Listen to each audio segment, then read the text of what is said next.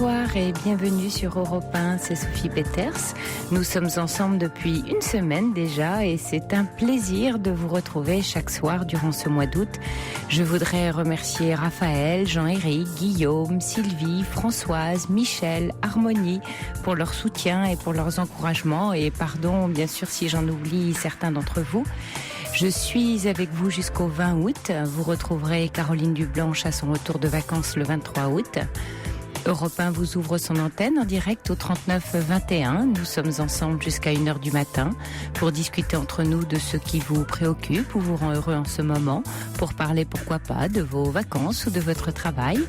Vous serez accueillis au standard ce soir par Théo et Asiba avec toute leur gentillesse et leur professionnalisme sous l'œil attentif de Michael qui réalise cette émission.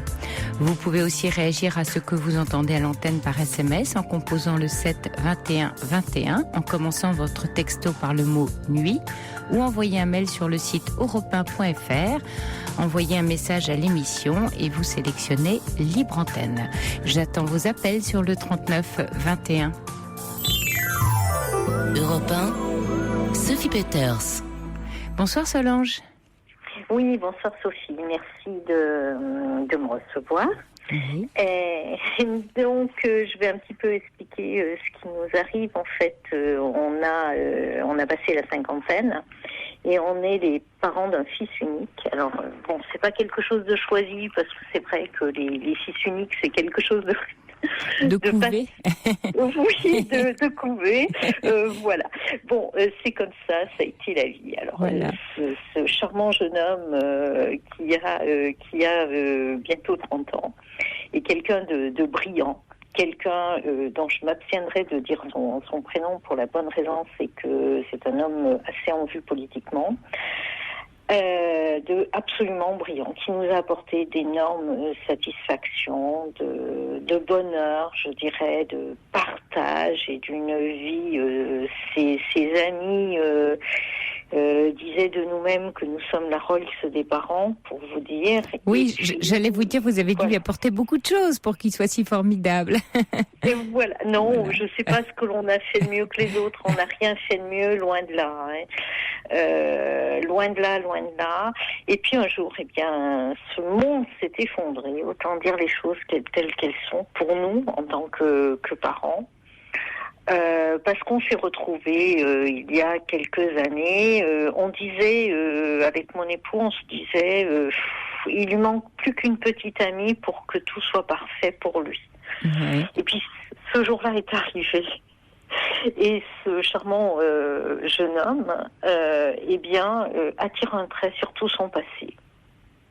Ah, c'est-à-dire, vous avez plus de contact avec lui ou... Si, on en a.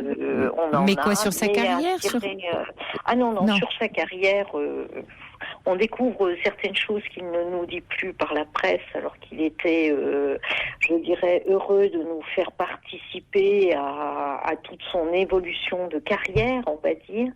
Et puis aujourd'hui, eh bien, on le découvre par la presse. Et quand vous dites tirer un trait sur son passé, c'est-à-dire sur ses amis, sur ses sports favoris, sur sa famille. Nous, les choses ont été très très dures, surtout pour moi, parce que du jour au lendemain, votre fils unique qui ne rentre plus chez vous, qui s'installe en l'espace de 2 mois chez la mère de sa compagne, ça vous fait un choc. Il avait quel âge ? Alors, ne sautez pas au plafond, hein, il avait 24 ans. Oui, hein. Donc il était temps de quitter papa et maman. Tout à fait. Mais ça, je suis tout à fait d'accord, et on l'a pas fait pour nous, mais ça a été le choc de je dirais, du jour au lendemain. Voyez-vous, du jour au lendemain, il n'a plus fréquenté les mêmes personnes. Oui, mais ce sont ses amis à lui, enfin, ses amis, voilà. Sa famille. Sa famille aussi, oui. Ah oui, il n'a pas revu depuis cette date-là, malheureusement. Une de ses grand-mères est décédée, il ne l'a pas revue. Il ne l'a pas revu, il n'y est plus du tout allé. Alors, vous me dites en même temps, voilà, c'est un homme qui a donc un engagement politique et citoyen, hein, donc j'imagine qu'il est très pris. Il rencontre donc une femme et en même temps, ça lui prend aussi une certaine énergie, vous voyez, en termes de temps et donc de disponibilité. J'essaye de voir les choses concrètement, hein.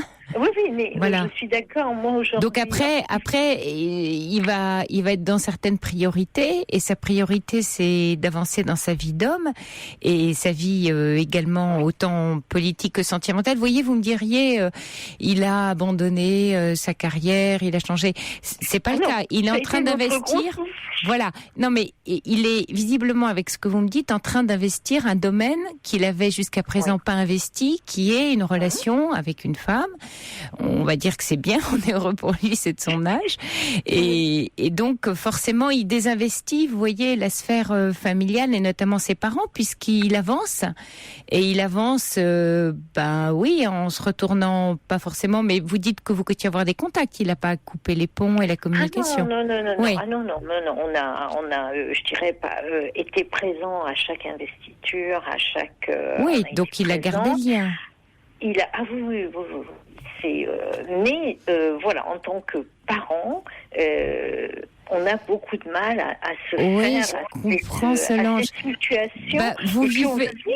Oui, mais vous vivez la situation de parents. Imaginez que votre fils ait 20 ans, vous voyez, et part faire des études à l'étranger ou autre, ou s'installe avec une amie. Enfin, à un moment donné, un jour, l'oiseau quitte le nid. Alors c'est toujours dur pour les parents qui ont l'impression de ne plus avoir la main. On l'avait pas imaginé comme ça. Et je comprends. Franchement, ça a été... alors, on s'est posé beaucoup de questions. On a dit, mais qu'est-ce qu'on a fait de mal? Qu'est-ce qu'on a... qu'est-ce qui se passe? Cette jeune femme, on l'a accueillie avec notre cœur. On lui a ouvert la maison. Oui, et quel rapport vous avez avec elle, justement avec elle? Vous les voyez? Vous voyez le couple ou... Oui. On voit le couple et là est un petit peu notre. Je dirais, on n'est pas du même milieu, mais peu importe, ça c'est pas la question. Je dirais, c'est pas du tout notre souci. On lui a ouvert notre cœur et notre maison. Et puis on sait qu'elle lui ment, malheureusement on l'a appris et moi ça m'est très très dur je ronge mon frein mais je ne dis rien. On voit le couple, effectivement c'est sûr qu'elle veut la bague au doigt, qu'il est un peu réticent. Ils n'ont pas d'enfant encore, hein? Non. Ils sont ensemble depuis combien de temps? 5 ans. Ouais. Et vous dites elle lui ment, qu'est-ce que vous avez découvert et sur quoi? On a tout simplement découvert que en fait les études qu'elle prétend faire ne les fait pas. Et c'est pas en l'espionnant, c'est tout à fait le hasard parisien qui fait que le monde est si petit. Et petit quelquefois, oui. Et quelquefois petit. On s'est posé beaucoup de questions. Est-ce qu'on mettait les pieds dans le plat avec notre fils? Donc on ne l'a pas fait. Voilà. On l'a pas fait. On l'a pas fait non plus avec elle. J'avoue que je suis beaucoup plus sur mes gardes avec elle. J'avais à cœur d'aller faire les boutiques avec elle, d'aller en salle de sport avec elle. C'est quelque chose que je ne fais plus. Oui, en même temps, vous voyez, Solange, c'est bien aussi de garder un contact. C'est comme ça, à la limite, que vous avez le plus de liens et que vous restez proches. Vous voyez, là, vous empêchez des choses parce que vous êtes fait une image d'elle, alors réelle ou pas. Mais en même temps, c'est pas parce que vous avez ça. Encore une fois, c'est sa liberté à elle, ça lui appartient. Peut-être qu'elle fait pas les études qu'elle dit faire. En même temps, rien ne vous empêche si vous la trouvez sympathique, d'avoir un lien à vous avec elle. Moi, j'avoue que ça m'a un peu coupé les bras et qu'aujourd'hui, je me pose beaucoup de questions. Et je me dis, est-ce que tu dois lui en tenir rigueur? Est-ce que tu dois la respecter? Est-ce que lui-même est heureux? Parce que par moment, lorsqu'on l'a au téléphone ou lorsqu'on le voit, il est très violent dans ses propos. À notre égard. Ouais, à notre égard. C'est peut-être une façon d'avoir besoin de mettre de la distance. Quand vous dites très violent, c'est-à-dire, il trouve que vous êtes un peu trop proche, trop... Non, c'est plutôt des propos tu me casses les pieds ou on n'est pas du genre à s'imposer ni quoi que ce soit. Oui, mais il n'empêche qu'il vous trouve un peu envahissant. À ce que vous me dites, ce que je comprends. Oui, mais je le pense. Donc aujourd'hui, on attend ces coups de fil, on ne l'appelle pas, on essaie, on a grandi. Non, mais je comprends, Solange, en vous écoutant, c'est difficile parce qu'effectivement, vous l'avez couvé, il est formidable, il a grandi, il vole de ses propres ailes, vous voyez. L'enfant merveilleux. Oui, mais un jour, Solange, il y a un deuil à faire. Voilà, c'est devenu un adulte, il est dans une autre sphère, il fait ses choix, il faut les respecter et il faut lâcher, lui faire confiance. Vous lui avez donné tous les ingrédients que vous pouviez, beaucoup d'amour, beaucoup d'admiration aussi, c'est bien pour grandir. Mais à un moment donné, Solange, il faut que vous fassiez un peu plus petite. Et si c'est délicat, peut-être aussi vous investir à ce moment-là, je sais pas, dans autre chose, autour de vous, la famille, des neveux. C'est le plus dur, c'est que lorsque et j'aimerais avoir des témoignages de gens quand on a tout donné à quelqu'un pour sa réussite. Je dirais que on a toute notre vie a été axée sur lui.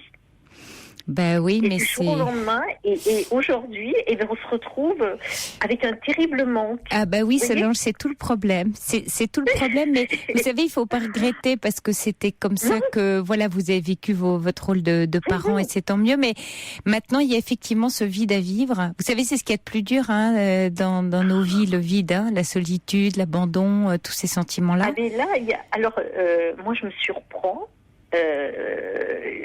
Ça va peut-être vous faire bondir, mais à dire je n'ai plus envie de vivre. Je n'ai plus rien qui m'accroche. Non, ça me fait pas bondir, mais je trouve ça trop triste, Solange, parce que d'abord il a encore besoin de vous et vous le savez pas, d'une autre façon en tout cas. Mais vous restez très très importante pour lui et votre mari aussi. Donc ça c'est pas, vous voyez, c'est pas gommé, c'est pas perdu.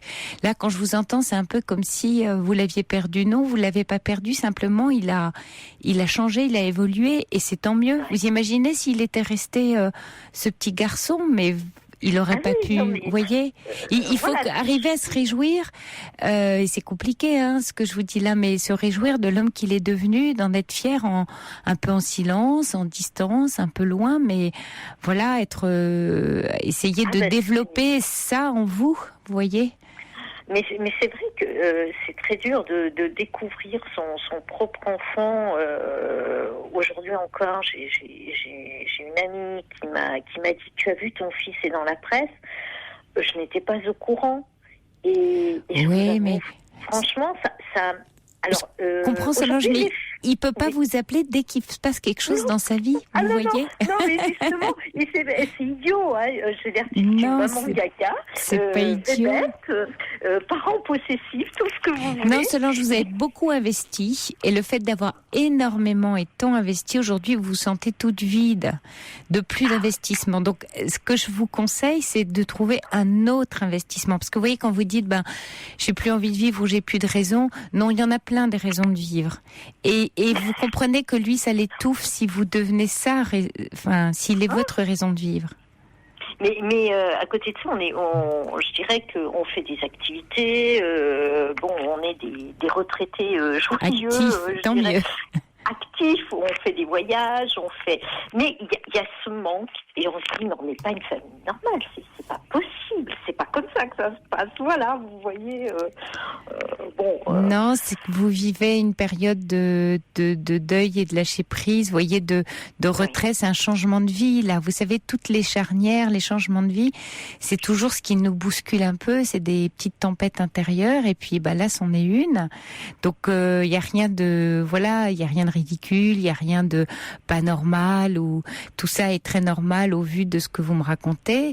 Par contre, vous, il faut que vous arriviez à vous apaiser par rapport à ça, vous faire du bien. Vous n'en aurez qu'une relation meilleure avec votre fils.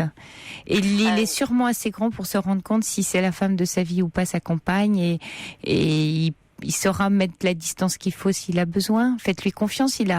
Voilà, visiblement jusqu'à présent, il a su gérer. C'est réconfortant d'entendre ça parce que je me suis tellement posé de questions. C'est sûr, il a très très bien géré sa vie, professionnelle. C'est une évidence. Ouais. Là-dessus, après, il est jeune, on verra la suite. Il faut savoir rester serein en tout temps, mais c'est pas facile. Solange, on a Sylvie qui est en ligne avec nous, qui voulait réagir. Bonsoir Sylvie. Oui, bonsoir Sophie. Merci de nous appeler pour réagir après de Solange. Parce que, écoutez, moi j'ai un fils qui va avoir 30 ans, qui était comme Solange un garçon très très brillant, qui s'est toujours géré d'ailleurs. Et puis après, il a commencé à voler de ses propres ailes.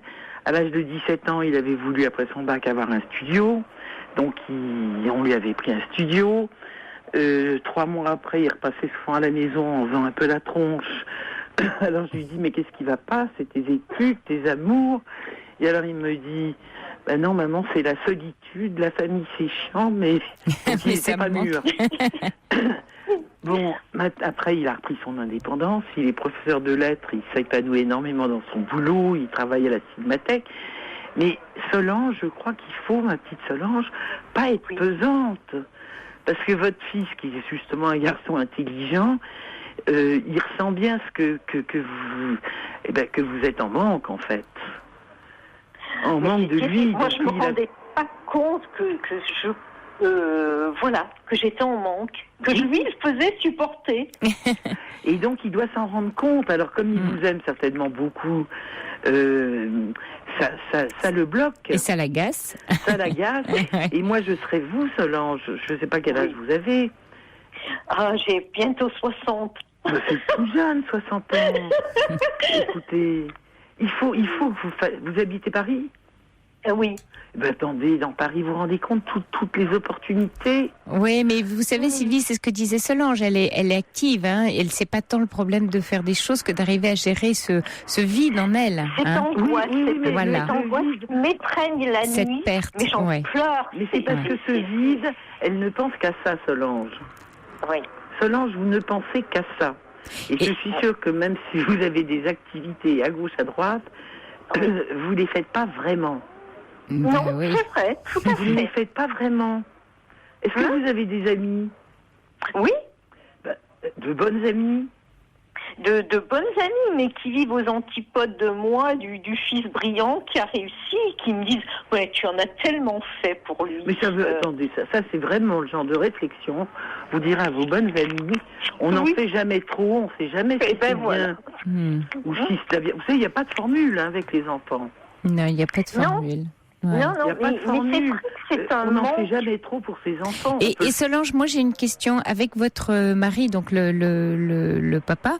Est-ce que il n'y a pas un lien à renforcer, à réinventer, à avancer, parce que lui aussi il faut le couver. Alors lui aussi. Voilà un homme à couver, Solange. L'homme à gâter et à couver maintenant. Voilà. Mais qui lui aussi est en manque de son fils. Ah oui, parce qu'il a beaucoup investi lui aussi. Ouais. Et on ne recevait jamais lorsqu'il était en période d'examen. Enfin, on faisait les trucs. On aurait décroché la lune parce que il avait un objectif et pour lui permettre d'obtenir cet objectif, je dirais professionnel. Et aujourd'hui, on se retrouve, je vais dire, deux vieux couillons. Excusez-moi. Non, il faut vous retrouver un projet, Solange. Il faudrait vous retrouver un projet à couver tous les deux, puisque vous aimez couver, créer, donner. Il faut retrouver un projet ensemble, quelque chose qui vous plaise et dans lequel vous vous investissiez à fond et que vous verrez grandir, un peu comme votre fils, autre chose, qui peut être une passion commune, un investissement, la découverte, je sais pas moi, d'une activité ou des neveux, des nièces, enfin, vous voyez, ou une association. Oui. Mais vous voyez, Solange, vous êtes tous les deux, visiblement, votre mari et vous, des gens qui donnaient beaucoup et qui aimaient s'investir. Il faut décentrer maintenant cette énergie et la mettre ailleurs. Avec d'autres. Voilà. Pour les autres. Parce que moi, je me souviens très bien une réflexion de mon fils. Effectivement, nous, on l'avait jamais vraiment poussé pour les études, puisqu'il était brillant. Et une fois, je me souviens, je dîne avec lui, Et vous savez, il me reproche, il me dit, maman, tu as été beaucoup trop cool avec moi, tu aurais dû être beaucoup plus sévère. Oui. Alors j'ai pleuré de rire parce que quand on se permettait justement de temps en temps de lui dire, tiens Frédéric, bosse un petit peu plus peut-être, il vous envoyait balader. Et quand il m'a dit, tu n'as pas été sévère et assez stricte, vous voyez, les enfants, je vais vous dire... Ah, ça, Sylvie, oui, ça, c'est la difficulté d'être parent. Mais oui, jamais... Donc, moi, je crois, Solange, il faut que vous trouviez des occupations, mais pour vous. Oui. Sans penser justement à votre fils, parce Solange, qu'au contraire, que d'abord, ça le raison. rassurera, votre fils. Oui. Parce que sans ça, il va croire qu'il a... Je sais pas, qu'il vous doit quelque chose. Non, puis il vous doit beaucoup, mais c'est normal, quand on a des enfants, en principe, on essaye de leur donner le maximum. Mais c'est vrai qu'on n'arrive pas, je dirais, depuis 5 ans à passer ce cap. C'est dramatique. Oui, mais je pense, Solange, que votre fils est en train de... Oui, Solange, votre fils est en train de vous y aider un peu, puisque c'est un peu affreux ce que je vais vous dire, mais il commence à mal vous parler, qui est une façon de dire maintenant ça suffit. Hein. Donc il vous pousse. Si vous le faites pas, il va vous y pousser, mais ce serait dommage, vous voyez, d'abîmer cette jolie relation. Donc écoutez son message. En tout cas, Sylvie, je vous remercie de nous avoir appelé pour réagir au message de Solange. Merci Sylvie. Et à vous, Solange, je vous souhaite de vous investir auprès d'un nouveau bébé. Un nouveau bébé. Un nouveau bébé. Il y a des associations, voilà. Je crois pour Solange, ça serait très bien, où vous avez des parents qui travaillent beaucoup, il n'y a pas de grands-parents, donc on fait faire les devoirs, on est un peu présent comme une grand-mère bis, il y a plein de choses. Oui, c'est une bonne idée parce que Solange, si vous avez si bien réussi avec votre fils, ça pourrait aider plein d'enfants mais c'est sûr. qui ont du mal. Hein. Oui, non, mais il faut prendre son bâton de pèlerin. Oui, mais Solange, laissez-vous le temps de vivre ce deuil aussi. Ans, vous êtes jeune. Et ce vide. Oui. Pas jeune pour faire un autre bébé, mais au moins pour faire plein de choses. Voilà, pour faire plein de choses. Merci Sylvie, merci de votre appel. Merci beaucoup. Bon courage Solange et prenez le temps de vivre cette rupture. Hein. C'est pas facile. Merci à vous. Bonsoir. Beaucoup. Bonsoir Solange. Bonsoir, merci. Sophie Peters, jusqu'à 1h sur Europe 1.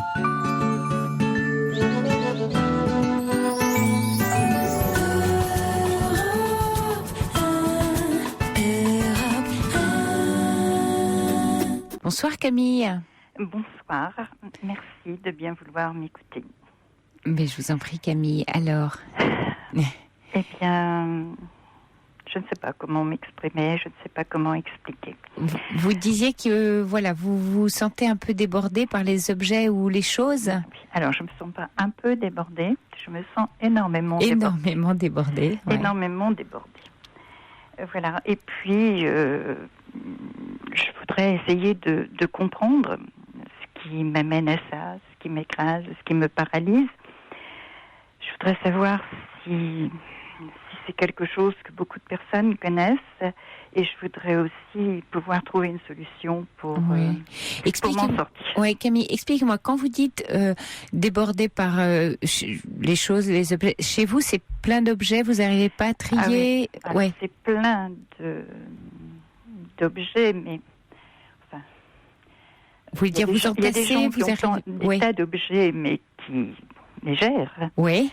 Tandis que là, non, ce sont des choses que petit à petit j'entasse, que je laisse s'effondrer les unes sur les autres.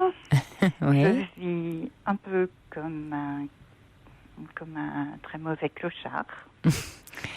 Et pendant longtemps, oui, je savais que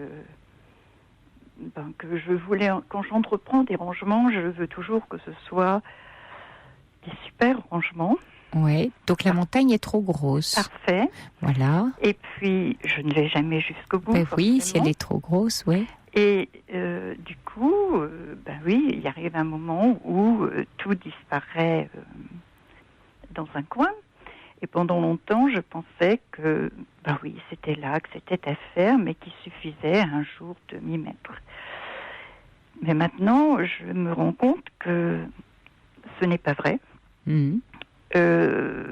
Quand j'essaie de m'y mettre, je mets encore plus de désordre. je range un tout petit peu. Ouais. Et vous déplacez, par exemple. Et je déplace je comprends. Et du coup, je perds les choses, je les... Elles sont là, mais on ne sait plus où et comment. Alors, c'est excessivement... Alors, je suis toujours arrivée à m'en sortir sans que ça ne se voit trop, tout au moins de la plupart des personnes. Mais là, ça a des conséquences énormes parce que je n'ose plus recevoir. Oui. Je ne peux plus faire de travaux chez moi. Enfin, c'est une chaîne sans fin. Oui, c'est une chaîne sans fin. Camille, est-ce que vous avez identifié dans votre histoire ou dans les dernières années de votre vie là en ce moment, quelles étaient la fonction de tous ces objets? Est-ce que vous avez pu identifier ça? Je prends conscience qu'en fait, j'ai pendant longtemps, très longtemps, acheté énormément de choses. Soit pour le domaine professionnel, soit pour la vie courante, des provisions ou des choses comme ça que je néglige après, que quelquefois je suis obligée de jeter alors que j'ai horreur de gâcher, de jeter. Enfin, tout est contraire à ce que je souhaite, à ce que je pense et à ce que je veux faire. Ouais. Et je vois vraiment plus de solution, du coup c'est excessivement écrasant. Oui, mais c'est bon signe, vous savez, que vous nous appeliez ce soir pour nous en parler. D'abord parce que vous arrivez au bout de quelque chose que vous ne supportez plus, donc ça c'est super bon signe. La deuxième chose, c'est que vous arrivez assez bien à en parler, à identifier. Alors par contre, effectivement, c'est quand vous racontez qu'à chaque fois que vous avez fait des tentatives, elles se sont soldées par un échec, parce que, vous savez, c'est comme le proverbe chinois qui dit que pour gravir la montagne, il ne faut pas regarder le sommet. Alors quand on se met à ranger... trancher à la fois. Voilà. Oui, j'ai entendu ça pendant longtemps. mais par contre, par exemple, est-ce que justement, comme les choses, vous voyez, tous ces objets vont un peu au hasard de votre vie, vous les déplacez, est-ce qu'il serait possible, c'est une suggestion, de jeter au hasard? Quand je dis jeter au hasard, pas tout à fait, mais vous voyez, votre œil tombe sur une journée, pendant 1 heure, un objet, tiens, ça c'est plus la peine, ça, vous voyez, sans entreprendre la décision du tri, mais de le gérer dans le flot du quotidien. Pas à pas, comme des petits pas de fourmis. C'est souvent ces petits pas de fourmis qui nous font changer. Vous voyez, c'est l'agir. C'est-à-dire vous mettre en action par rapport à ce besoin que vous avez, au risque sinon d'étouffer. Comme vous ne pouvez pas entreprendre tout d'un seul coup, le gérer au coup par coup de façon très légère pour pas vous faire violence. Parce que, vous voyez, ces objets, cette consommation, ils ont dû avoir une fonction à un moment donné de votre vie. Je suppose. Vous voyez, la peur, besoin d'être rassuré. Voilà, on passe par des phases où les objets peuvent être comme des amis, comme des choses qui nous entourent, qui mettent un peu de joie dans notre quotidien, un achat qu'on a fait une journée, voilà. Il y a tout ça. Puis aujourd'hui, vous devez sans doute avoir grandi, en tout cas, vous arrivez à un stade, en tout cas, vous changez de stade, où tout ça vous paraît idiot, inutile, contraire à vos nouvelles valeurs. Vous voyez, il y a un conflit à l'intérieur de vous entre des valeurs qui sont mises à grandir, et puis l'ancienne Camille qui fonctionnait autrement.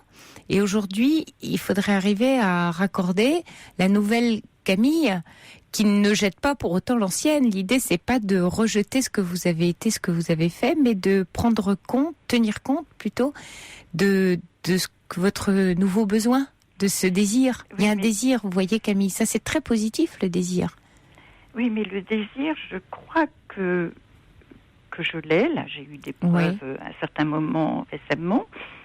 Je l'ai. J'arrive même à jeter des choses que j'avais mis de côté, que j'avais eu en main plusieurs fois à d'autres occasions et pour lesquelles je n'arrivais pas à me décider. Et puis, malgré tout, quand je fais le bilan après, je sais pas, une journée épuisante et écrasante de ce genre de travail, je me rends compte que j'ai encore mis plus de pagaille, que c'est encore plus affreux, que les montagnes sont encore plus hautes, etc., etc. Vous déplacez au lieu. Vous voyez, c'est pas tout à fait dans l'action. C'est au lieu d'agir, c'est juste déplacer. Je reçois un SMS de Zana qui dit vous êtes probablement silogomane. Je ne connaissais pas ce mot. Comment ça s'écrit? SY2LOGOMANE. C'est une forme de dépression. Consultez, cela se soigne bien. De toute façon, il y a toujours dans la consommation effrénée ou le fait d'entourer d'objets, oui, on peut dire une forme de dépression. Hein, c'est une des formes, mais en même temps, vous pouvez bien sûr, ça pourrait vous aider effectivement d'en parler à quelqu'un. Je ne sais pas si vous y avez pensé. Oui, mais j'ai essayé une fois, mais ça n'avance pas, ça fait pas écho. Moi, je crois qu'il faut vous écouter pas mal, Camille, parce que je vous sens en même temps, vous voyez, très, très consciente, si vous voulez, avec le problème qui vous arrive, très, très en prise avec, et qu'il faut arriver à trouver le moyen le plus doux pour vous de surmonter la montagne, vous voyez, parce que là, vous vous découragez parce que vous entreprenez des travaux trop herculiens. Peut-être entreprendre des travaux beaucoup, beaucoup plus petits. Quand je vous parle d'une fourmi, c'est... Alors, vous savez, les fourmis, elles déplacent d'ailleurs toute la journée. Oui, mais petits objets. Dans ce cas-là, il me faut encore 6 vies pour régler ce problème. Oui, vous pensez qu'en y allant tout doucement, vous voyez, sans vous mettre la barre trop, parce c'est que... impossible, c'est ingérable. Et c'est un domaine aussi où je ne vois pas comment être aidée. Ou pardon ? Je ne vois pas comment me faire aider. Ah si, je pense que en consultant peut-être un ou une thérapeute, il pourrait défaire avec vous les nœuds de tout ce capharnaüm que vous avez construit, parce que ce capharnaüm-là, il a quelque chose, il a une fonction. Et quand vous aurez bien identifié sa fonction, il vous sera plus facile de le gérer, vous voyez. C'est qu'aujourd'hui, il est là et il a un rôle. Et ce qui serait bien, c'est de trouver ce rôle. Oui, alors il y a 2 domaines. Il y a effectivement celui-là, et pendant un certain temps, je voulais effectivement comprendre pourquoi. Oui. Et en me disant, quand je comprendrai, peut-être que je pourrais faire ce pas et y arriver. Mais maintenant, je me dis... peut-être que la priorité, c'est d'abord d'éclairer, d'arriver à voir le sol, des pièces, des différentes pièces, mais c'est quelque chose qui m'envahit de plus en plus. Oui, donc jusqu'au point où, à un moment donné, vous resserrez le cercle pour sans doute arriver à vous faire passer à l'action, vous voyez ? Il y a un moment donné où, vous savez, on ne change que dans l'inconfort. Donc quand la situation va devenir suffisamment intolérable et inconfortable, elle va vous amener à bouger. Est-ce que vous êtes prête finalement ? Voilà, c'est pour ça, c'est ce que je vous disais, vous avez fait un premier pas. Et on sent qu'il y a un désir, donc ça fait, vous voyez, des ingrédients qui sont positifs, mais vous pouvez pas... On ne peut pas passer du point A au point B comme ça, d'un grand coup comme ça. Surtout quand on est dans un mécanisme, si vous voulez, là, vous êtes dans un mécanisme que vous avez mis en place sur des années. Donc, vous n'allez pas défaire votre pelote d'un seul coup. C'est illusoire de penser que votre appartement, c'est pas Mary Poppins, vous n'avez pas tout rangé dans votre petite mallette en 3 secondes. Ah oui, oui, mais ça, vous savez, la magie, ça ne marche pas. Bien, oui, je sais. Moi aussi, j'aimerais bien ranger comme ça, l'appartement, hop, comme Mary Poppins. Mais vous savez, Camille, peut-être qu'il faut recréer être tolérante vis-à-vis de vous, voyez, vous faire confiance, vous féliciter aussi, ça me paraît important. C'est-à-dire que dès que vous avez fait un pas de plus dans cet appartement bondé, que vous revoyez un petit coin du sol, comme vous dites, il faut apprendre à dégager de la fierté, parce que vous allez y arriver petit à petit. Alors là, oui, il y a Nathalie qui demande pourquoi ne pas demander l'aide de la communauté d'Emmaüs en faisant don. C'est pas possible. Et alors, Lily... C'est-à-dire que le problème, c'est que, oui, dans un cas comme ça, d'abord, j'aurais très honte. parce que c'est vraiment tellement épouvantable que vraiment j'aurais honte. Mais même la communauté d'Emmaüs, de leur faire voir, de les faire entrer. Mais ensuite, je pense que je n'oserais pas parce que j'ai perdu énormément de choses. Ah oui, et vous voulez les retrouver.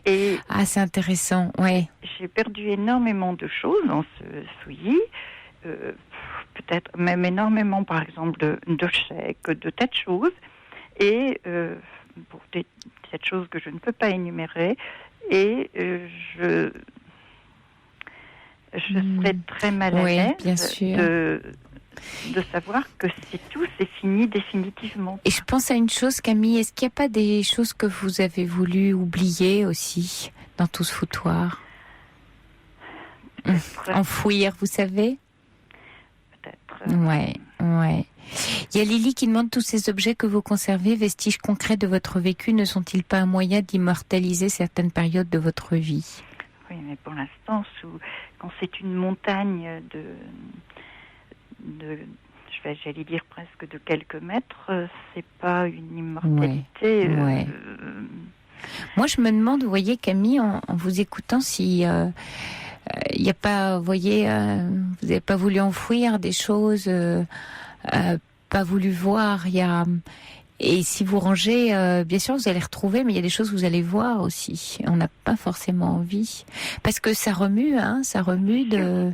Ouais. C'est sûr que chaque fois. Et une amie qui vous aiderait à faire ça, quelqu'un qui vous avez vraiment confiance.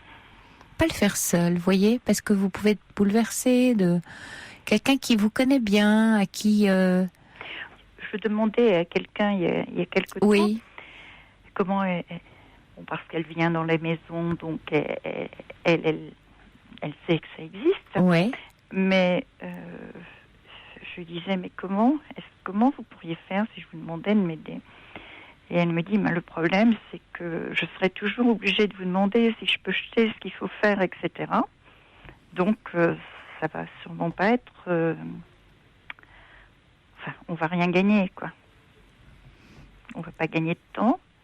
On va pas être plus efficace. Pourquoi vous parce dites que ça ? chaque fois qu'elle va prendre un objet ou qu'elle va prendre quelque chose, d'elle-même, elle va pas savoir si elle peut le jeter. Et du coup, elle va me demander. Et pendant ce temps-là, moi, je ne ferai rien.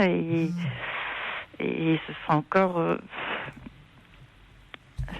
une difficulté. Ouais. Alors on me dit là que la silogomanie, c'est un tox, vous savez, un trouble obsessionnel compulsif qui conduit à amasser des objets inutiles, même dans l'inconfort. Voilà. Ah oui, là c'est tout à fait dans C'est tout à fait ça, c'est un toc. Mais comment ça se soigne ? Ah alors là, Camille, vraiment en allant voir un thérapeute. Il faut vraiment arriver à décrocher ça et les TOC, les troubles obsessionnels compulsifs, tous les TOC sont des habitudes qu'on a ancrées depuis très longtemps en nous et avec nous, qui sont des compagnons de route et qui nous ont protégés à certains moments parce que on trouvait la vie un peu compliquée, donc on a mis ça en place pour se débrouiller, mais à un moment donné ça devient plus possible et c'est votre cas, Camille, donc il faut pas rester seule avec ça. Camille, il faudrait que vous, je pense que ce serait bien que vous consultiez quelqu'un qui vous aide, parce que là, vous voyez, là on en parle un peu ensemble ce soir, mais il faudrait tout décortiquer, parce que doit y avoir plein de petites ramifications à votre gros nœud là. Il y a plein de cordes prises dedans. Il faudrait arriver à défaire la pelote. Mais quand on me voit à l'extérieur, on ne peut pas supposer. Ah non, c'est bien. Vous savez, c'est bien le propre de tous les TOC. Ils sont bien cachés. Je vous rassure, Camille. Justement, le propre de toutes ces petites choses qu'on fabrique avec nous-mêmes, on les planque. On n'a pas envie qu'on nous voit avec. Mais ça, c'est pas grave, Camille. Tout le monde n'a pas besoin de le savoir. Heureusement. Ouais. Sans quoi, c'est invisible. Mais ça étouffe tellement ce moment que maintenant que j'ai l'impression d'être cernée vraiment. Oui, c'est pour ça que vous êtes prête. C'est bien parce que vous êtes cernée que c'est parce que tout d'un coup c'est devenu trop trop important dans votre vie, ça a pris trop de place, ça vous empêche, parce que vous voyez, le problème de ce type de trouble, c'est quand vous parliez que vous pouviez plus recevoir d'amis, vous pouviez plus fonctionner, ça vous empêche plein de choses. Alors là, la sonnette d'alarme, elle est tirée dans ces cas-là, Camille. Parce qu'avant, il vous était utile, maintenant, il vous est néfaste. Et quand vous passez dans cette étape-là, si c'est néfaste, là, ça va être de plus en plus néfaste. Oui. Donc, Camille, ce serait vraiment bien que vous restiez pas seule là, avec votre souci. D'accord ? Le problème, c'est qu'on a l'impression que c'est quelque chose qui est venu très doucement, même si ça s'amplifie, et qu'il faudra énormément de temps pour s'en débarrasser. On vous entend pas bien, Camille. Il faudra énormément de temps pour se débarrasser de ce qui s'est installé comme ça. Pas forcément. Non, pourquoi énormément de temps Non, vous pouvez faire quelques séances. Allô ? Oui. Je n'entendais plus, excusez-moi. Non, je vous disais pas forcément, il faudra pas forcément énormément de temps. J'espère. Encore faut-il trouver quelqu'un qui entende vraiment ce que c'est. Écoutez, je vous souhaite bon courage, Camille. Moi, j'aimerais bien que vous restiez pas seule avec ça et que vous alliez consulter quelqu'un. Il y a des thérapeutes spécialistes des troubles obsessionnels compulsifs et ça prendra pas forcément du temps. Ça s'appelle une résistance, Camille. Et il ne faut pas résister parce que vous allez vous rendre malheureuse et c'est vraiment pas le but. D'accord ? Merci beaucoup. Allez, je vous en prie. Bonne soirée. Au revoir, Camille. Sophie Peeters sur Europe 1.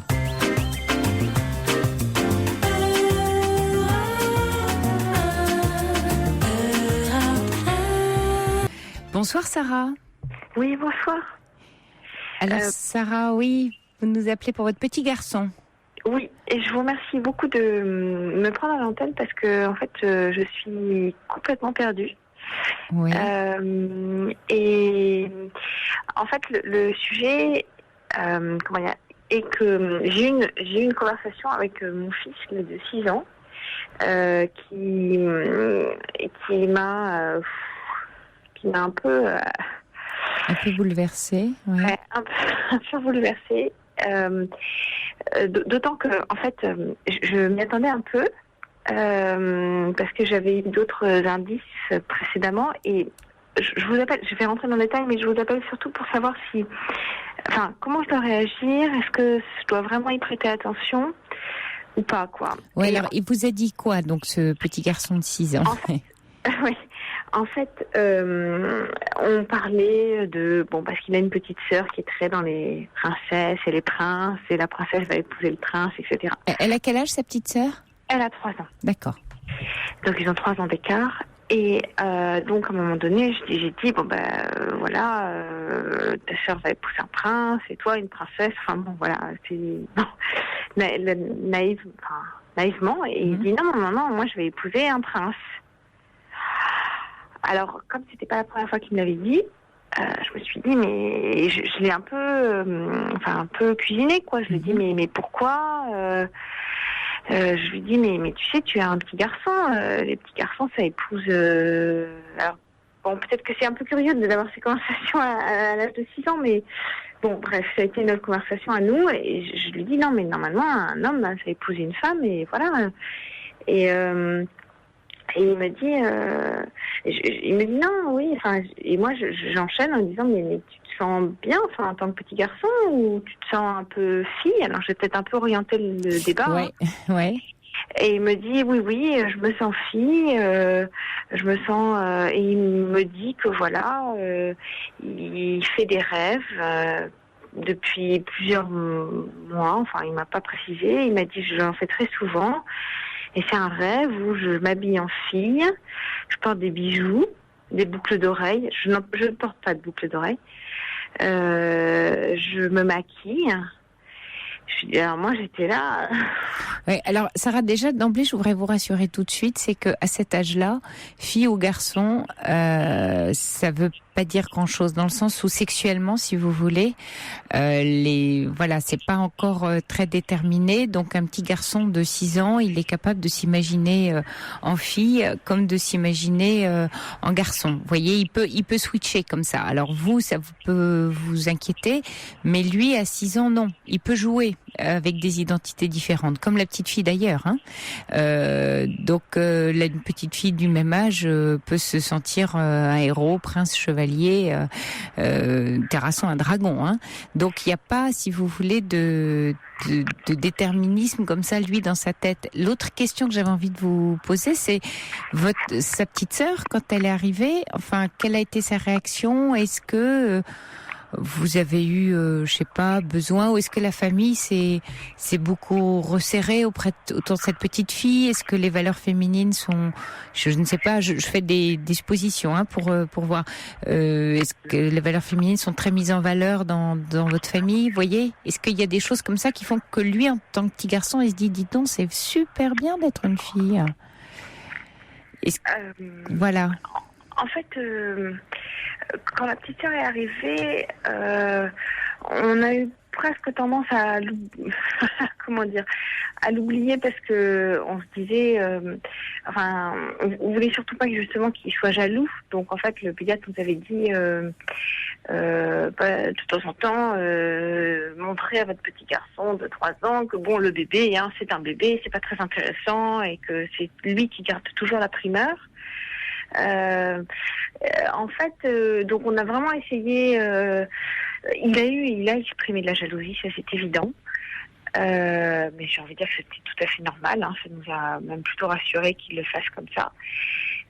Et il n'y a pas eu de régression. Enfin, je veux dire, il s'est pas remis à faire pipi au lit alors qu'il était propre. Il y a eu finalement aucun, mis à part vraiment des petites choses, mais un peu anodines. Et nous, en tout cas, on n'a pas du tout. Cette petite fille n'a pas été. Mais est-ce que vous pensez que lui peut trouver? Non, mais est-ce que lui peut trouver, je sais pas, en voyant sa petite sœur jouer, que ça peut être très enviable, en ce moment en tout cas, d'être une fille, parce que voilà, il y a des choses qu'il trouve sympa et qui se dit, oh là là, mais moi aussi je vais être une fille. Est-ce qu'il peut se dire ça à un moment donné?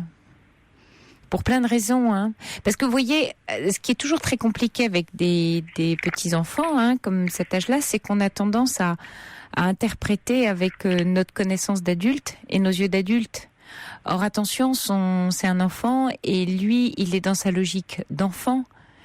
Il n'est pas dans votre logique à vous. Vous, tout de suite, vous y mettez une connotation parce que ça vous angoisse et que ça vous renvoie. Vous dites, ah là là, et si en fait, il rêvait d'être une fille. Mais peut-être pas, peut-être qu'il est en train de vous dire autre chose. Il y a sûrement des valeurs qui l'intéressent. Oui, excusez-moi, Sarah. En fait, parce qu'après, j'en ai discuté avec lui parce que ça m'a tellement secoué que je lui ai dit, mais tu me dis ça pour me provoquer, pour me faire réagir, pour que je m'intéresse plus à toi. Ouais. Et il me dit, tu joues pas avec moi, tu t'intéresses pas à moi. Et je me suis dit que c'était, peut-être. Voilà, Sarah. Ouais, il est en train de vous envoyer. D'un autre côté, je suis d'accord, mais le truc, c'est que donc au cours de la première conversation, il me dit oui, maman, j'aimerais être comme toi, porter des soutiens-gorge. Parce que tout d'un coup, ce qui est très enviable, attention, votre petit garçon, il est dans le deep, le papa, il aime maman, il peut avoir envie tout d'un coup d'être aussi cette femme désirable pour le papa. Enfin, il peut être pris dans plein de choses contradictoires. Et alors, en sachant que là où vous soulignez quelque chose de très juste, c'est que je trouve que, moi, c'est un peu mon sentiment. J'ai l'impression qu'il a un Oedipe inversé, c'est-à-dire que ma fille a un Oedipe pour son père. Oui. Et lui a un Oedipe pour son père. Oui, je veux dire, je me sens un peu exclue. Je trouve qu'il n'a pas l'Oedipe avec moi, mais il l'a pour son père. Oui. Sarah, je suis désolée parce que je vais juste être obligée de vous couper à cause du journal, mais si vous voulez, je vous reprends juste après le journal pour pas vous laisser comme ça toute seule. Je suis un peu angoissée. On se reparle après, d'accord ?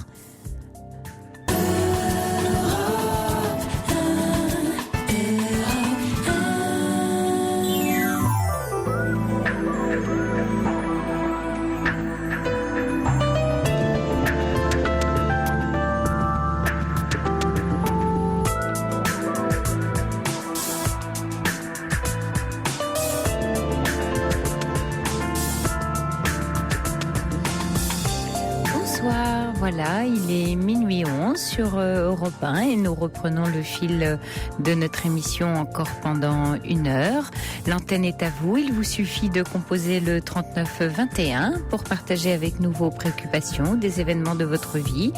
Vous pouvez aussi échanger avec nous et avec les auditeurs par SMS au 7 21 21 en commençant par le mot nuit ou nous adresser un mail sur le site d'Europe 1, l'émission Libre Antenne. N'oubliez pas aussi que vous pouvez dialoguer avec un ou une auditrice dont vous partagez des émotions auxquelles vous avez envie d'apporter votre conseil.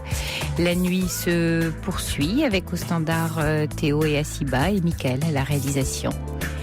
Et nous reprenons Sarah. Rebonsoir Sarah, nous étions avec vous juste avant le journal de la nuit. Vous êtes là Sarah ? Oui. Voilà. Et Sarah, nous parlions donc de votre petit garçon de 6 ans qui vous inquiète un peu parce qu'il dit qu'il aimerait bien être une fille, que tout ce qui a trait aux filles l'intéresse. Voilà. Suite quand même aux questions que vous lui avez posées. Et on parlait juste avant de se quitter. Vous parliez d'Oedipe inversé, enfin en tout cas pour dire que il était donc lui et votre petite fille un peu plus proches de votre papa et moins de vous, c'est ça ? C'est ça, exactement. Alors justement, je me suis posé une question, Sarah, pendant le journal. Est-ce que pour vous, voyez, est-ce que votre petit garçon de 6 ans, il n'essaye pas aussi de vous rassurer par ses propos ? Peut-être que, vous savez, un enfant, il comprend et il sent plutôt beaucoup de choses avant de comprendre d'ailleurs de ses parents et notamment un petit garçon de sa maman. Et peut-être qu'il se dit que, c'est une façon de se rapprocher de vous, de tenir ces propos-là, d'être comme vous. Est-ce qu'il sent pas chez vous une certaine angoisse, inquiétude ? Peut-être parce qu'elle est réelle, mais... Voilà, c'est pour ça. J'ai pensé à ça pendant le journal en me disant, mais est-ce que ce serait pas Sarah qui finalement se sent un petit peu toute seule là-dedans et exclue d'un trio ? Ça arrive quelquefois quand on est maman, tout d'un coup on se dit, oh là là, mais moi je suis où ? Je fais tout, est-ce que j'existe réellement dans le cœur de tous mes petits amours là, et peut-être que lui c'est une façon de créer un lien avec vous à travers cette féminité, surtout s'il dit je voudrais être comme toi. C'est une façon à lui de vous dire qu'il vous aime à sa façon. Mais alors en fait, ce qui se passe, c'est pourquoi ça m'a bouleversée aussi cet après-midi. C'est parce que pour moi, en fait, j'avais des doutes. Ça fait à peu près depuis 1 an et demi que j'ai des doutes parce qu'il a un comportement qui est très précieux. Vous voyez, c'est pas du tout le genre de petit garçon que je peux voir parmi mes amis qui joue au foot. Non, c'est plutôt le petit garçon très doux, extrêmement sensible, qui pleure beaucoup et qui, je me souviens, à une kermesse, c'était il y a 1 an, il avait 5 ans, a choisi pour lui. Je veux dire, au même titre que tous les autres enfants choisissaient un cadeau, il a choisi un sac de filles rose. Ouais. Et donc moi, ça m'avait beaucoup choquée. Oui, mais ça dit rien de l'avenir, vous voyez Sarah. Le problème, c'est ce que je vous disais tout à l'heure, c'est que vous le regardez avec vos yeux d'adulte et que vous lisez les événements et la situation. Vous voyez, c'est connoté pour vous, c'est-à-dire que vous attendez qu'il soit conforme effectivement à d'autres petits garçons, mais il a peut-être, on a tous une part masculin-féminin, il a peut-être une part féminine pour l'instant, il n'a que 6 ans, un peu plus développé. Ça veut dire que il est il sera sans doute intéressé par les choses artistiques, par il l'est déjà en fait. Voilà, oui, ça m'étonne pas Sarah. Ça m'étonne pas du tout. Ce qui n'a rien à voir avec sa sexualité. Il est en train de développer des ingrédients ou un univers autour de quelque chose qui lui plaît et qui l'attire. Mais pourquoi voulez-vous que ça détermine qu'il soit ceci ou cela ? Faites-lui confiance. De toute façon, vous pouvez pas avoir de projet sur lui. Vous voyez, on voudrait toujours que son enfant soit conforme à une image. Voilà. Vous savez, le comme les autres. Mais qu'est-ce que veut dire comme les autres ? Il a son originalité. Le moins de souffrance possible, en fait. C'est surtout ça. Mais parce que vous pensez qu'il en souffre ? Vous voyez? Ah non, Oui. non, mais si jamais, effectivement, s'il était attiré, non pas par les filles, mais par les garçons, ce serait plus compliqué, quoi, disons après. Bah oui, vous savez, là j'ai un mail de David qui va vous rassurer, qui dit: je peux rassurer cette maman, moi aussi enfant, je me déguisais en fille, j'ai 30 ans, je pense être quelqu'un d'équilibré, je n'ai aucun problème d'identité, je me sens un homme, même si j'aime les garçons, votre fils sera peut-être un peu différent des autres et alors, le travestissement est, je crois, assez courant chez les enfants, attention aux conclusions trop hâtives, bon courage. Mais lui, il aime les garçons. Bah peut-être, enfin voilà, oui, c'est ce qu'il dit dans son mail, mais aujourd'hui voilà, la société est ouverte pour toutes les formes d'attirance et pourquoi pas ce qu'il y a, Sarah, ce qui serait plutôt intéressant, c'est d'abord 6 ans, c'est beaucoup trop tôt pour déterminer les choix et les inclinaisons de votre fils, vous voyez, et que vous risquez de projeter sur lui et de l'enfermer dans une identité qu'il n'a pas encore. C'est plutôt ça qui m'inquiète. Vous voyez, de votre part. Ce serait bien que vous restiez pas seul avec ça, ou que vous en parliez, ou éventuellement, je sais pas, quelques séances de thérapie, parce que vous voyez, vous allez inconsciemment, avec vos craintes, orienter des choses. C'est à vous de décortiquer un peu la façon dont vous voyez votre fils. Vous voyez, ne l'enfermez pas dans quelque chose. Voilà, lui aujourd'hui, il a ses attirances. C'est à vous de faire ce travail d'acceptation de qui il est, de sa personnalité, en l'accompagnant dans ce qu'il est. C'est ça, être parent aussi. C'est pas vouloir que son enfant ressemble à tout prix à telle image ou à telle identité. C'est de le prendre comme il est, en l'accompagnant au mieux dans ce qu'il a envie d'être. Et c'est dans son désir que vous devez être et pas dans le vôtre. Vous voyez, c'est toute la complexité aussi du rôle de parent. Alors, je sais que c'est pas facile, ce que je vous dis là, mais encore une fois, 6 ans, c'est beaucoup trop tôt. C'est vers quel âge, en fait, que ça se construit? À l'adolescence. Au moment où les hormones arrivent et où les rencontres se font. 6 ans, vous imaginez, il n'en est même pas la moitié. Regardez, il y a Petite Plume qui envoie un SMS et qui dit, lorsqu'il s'agit d'une petite fille et que l'on parle de garçon manqué, ça choque moins. Mais oui, vous voyez, attention aux projections et aux images que vous faites dans votre tête et à l'image que vous faites de vos enfants. Est-ce que vous projetez sur eux? Laissez-le pour l'instant. Oui, choisis un petit sac rose à une kermesse. Parce qu'il a trouvé ça joli. Peut-être que vous voyez, lui, il y a la petite qui se réveille. Elle entend maman qui s'inquiète, alors elle se réveille. Elle dit, mais moi je suis là aussi. Vous voyez, Sarah?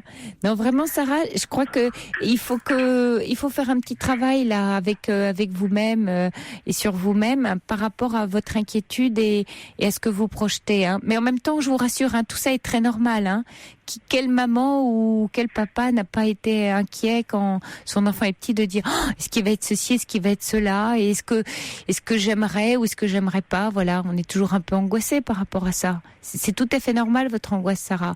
Par contre, ce qui est important, c'est de pas la lui transmettre, vous voyez. Oui, parce que du coup, en fait, c'est pour ça que je vous ai appelé ce soir, parce que du coup, j'ai réagi. J'ai été bouleversée, j'ai été attristée. Et je l'ai vu, et je m'attendais en fait à ce qu'il me dise est-ce qu'il vous rassure? Je m'attendais à ce qu'il me rassure. Oui, mais il n'est pas là pour ça. Et en fait, il m'a pas du tout rassurée. Mais non, mais c'est pas sa fonction. Alors, il y a Mathilde qui envoie aussi un SMS qui dit: l'enfance est composée de 6 périodes, dont une où votre enfant se pose de nombreuses questions sur la sexualité. Jouer à la fille peut être un jeu pour lui et sa manière à lui de découvrir les filles. Oui, vous voyez, tout est ouvert. Là, Sarah, dites-vous qu'aujourd'hui, il a 6 ans, tout est ouvert.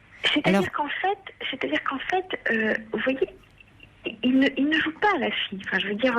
Alors, raison de plus, il est attiré. Mais il m'a dit qu'il en rêvait. Et je me suis dit, mais le rêve est donc tellement plus fort. Mais non, il rêve peut-être d'être la petite sœur.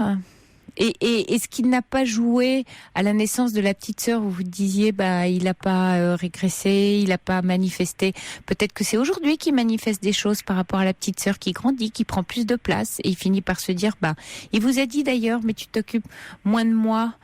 Donc il faudrait parler avec lui plutôt de cette petite sœur que de lui parler de lui, dire bah oui, elle est plus petite, donc elle a besoin de certains soins, et toi, t'es grand, mais toi t'es l'homme de la famille. Toi, je compte sur toi parce que toi, je peux te confier des choses, elle, je peux pas. Montrer qu'il garde sa place d'aîné et de premier. C'est à vous aussi d'en faire un petit homme puissant et fort, Sarah, en lui donnant son rôle d'aîné. Alors que là, s'il se dit c'est plus sympa d'être la petite sœur parce que maman s'en occupe plus ou oui, non, mais ça, voilà. c'est sûr, ouais. Voyez, il faut arriver à trouver et lui confier des tâches qu'il peut faire à 6 ans, lui dire tu peux m'aider à faire ça, à ranger des choses dans la cuisine, j'en sais rien, à porter des courses. Tu vois, ta petite sœur 3 ans, je peux pas, mais toi tu peux porter un plat à table à 6 ans, tu peux m'aider à faire des choses. Il faut le responsabiliser, le valoriser. Il faut qu'il existe. En aîné, en petit homme, en petit garçon. Il fait des choses avec son papa ? En fait, il fait pratiquement tout avec son papa. Il fait par contre très peu de choses avec moi.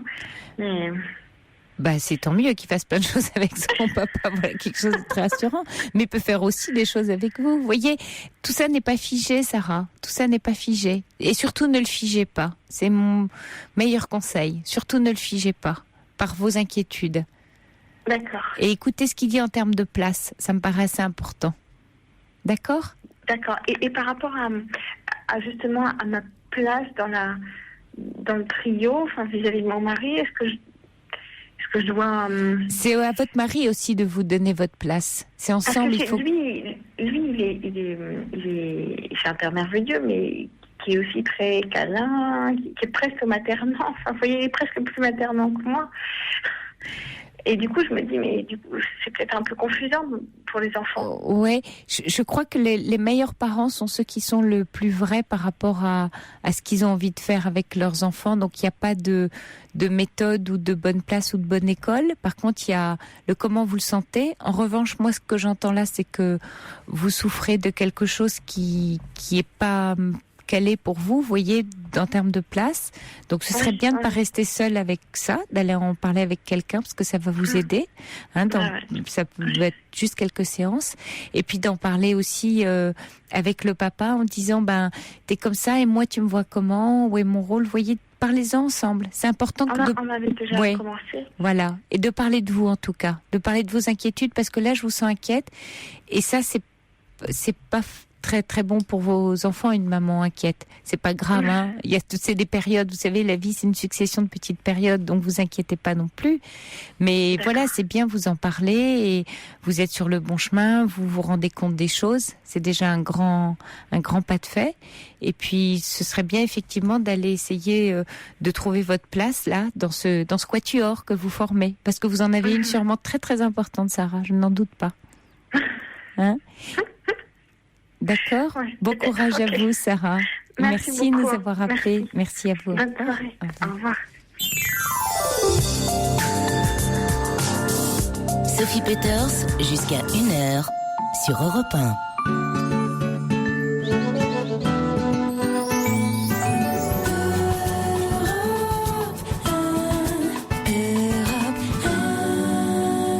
Et avant de prendre Frédéric à l'antenne, j'ai 2 réactions concernant Sarah. Alors, Sarah, si vous nous écoutez encore, il y a Elisa qui dit mon fils a 35 ans, petit, il piquait les vêtements de sa sœur pour s'habiller. Il est marié, 3 enfants, il est dans les commandos de marine. Alors, et puis il y a Benjamin qui dit je peux peut-être rassurer Sarah. Mon cousin aime jouer au Barbie, se coiffe comme une fille, fait les mêmes gestes que les filles. Et à côté de ça, c'est un vrai don Juan. Il aime ses petites camarades de classe qui sont toutes folles de lui. Il me dit souvent qu'il est amoureux, c'est sa drague à lui. Voilà de quoi rassurer Sarah. Et on prend tout de suite Frédéric. Bonsoir Frédéric. Bonsoir. Alors Frédéric, vous nous appelez, vous avez changé de vie en fait, hein, c'est ça? Ouais, on va le dire comme ça. On va dire que c'est la deuxième fois parce que je vous dis, il y a des années de ça, j'étais déjà passé à l'antenne parce que je voulais reprendre mes études. Hein, j'ai eu une vie assez compliquée et comme j'étais sorti de l'école très très jeune, sans rien, sans diplôme, j'avais téléphoné un soir, c'était en 2002. Ah pour oui, savoir, au début de l'émission. Oui. Voilà, pour savoir comment, si je pouvais reprendre mes études, parce que je manquais de confiance en moi, et comme je savais pratiquement pas écrire et ni lire, donc j'avais un peu honte, et puis personne croyait en moi, parce qu'en fait, vu que j'avais jamais été à l'école, voilà, bon bref. Et puis à l'époque, c'était Caroline Dublanche qui m'avait conseillé d'aller... Elle, oui. Oui, c'est toujours elle, j'écoute toujours, c'est toujours fidèle. Voilà. Et puis à l'époque, donc, elle m'avait conseillé de le faire, c'était le 13 juillet, je me rappelle, 2002. Oui. Et donc, elle m'avait dit de le faire et de foncer. Donc, en septembre, je me suis inscrit.